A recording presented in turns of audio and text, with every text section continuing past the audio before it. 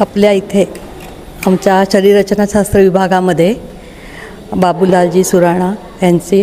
अंतिम इच्छेप्रमाणे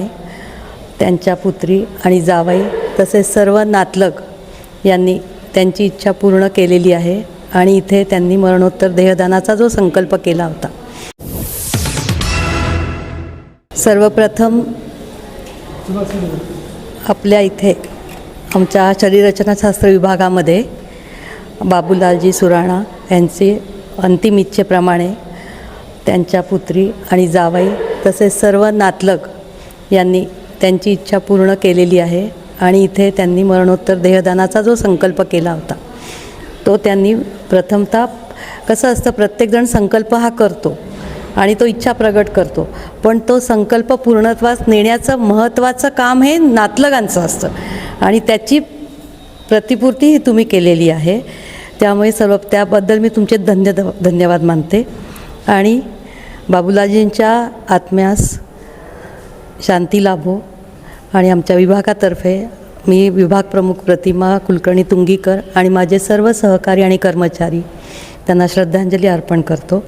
आणि ह्याच्यातनं मी एकच सांगू शकते की तुम्ही हे खूप महत्त्वाचं म्हणजे मोलाचं कार्य केलेलं आहे। देहदान म्हणजे सध्या तुम्हाला माहिती आहे की 2 वर्षापासून आपण सगळे पाहतो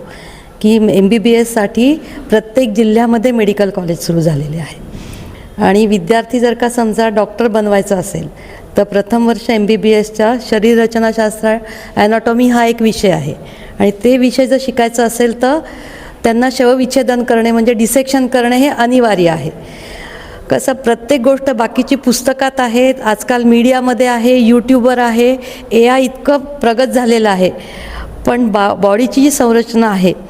ती जोपर्यंत विद्यार्थी ती स्वतः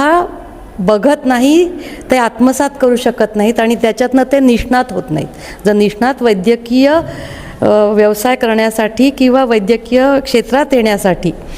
जर का समजा उत्तम डॉक्टर बनवायचं असेल तर आम्ही काय म्हणतो की ॲनाटॉमी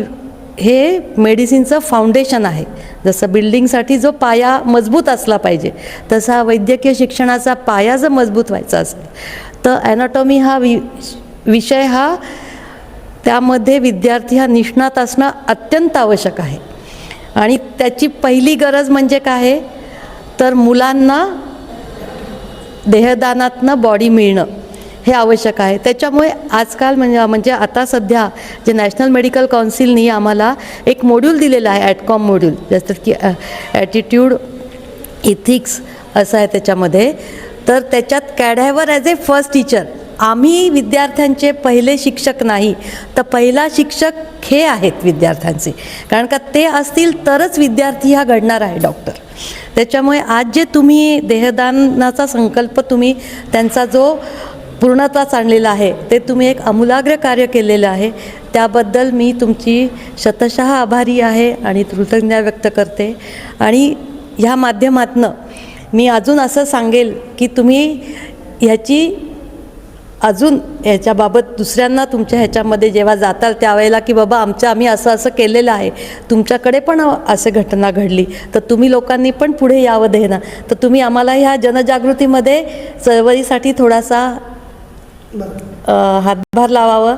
हे पण एक मी थोडीशी अपेक्षा व्यक्त करते। आम्ही तर आमच्या स्तरावरनं करतोच, पण समाजामध्ये जर का समजा तर समाजच त्याच्यासाठी पुढे येणं जास्त आवश्यक असतं, तर ती पण एक छोटीशी मी एक अपेक्षा व्यक्त करते आणि पुनश्च तुमचे धन्यवाद।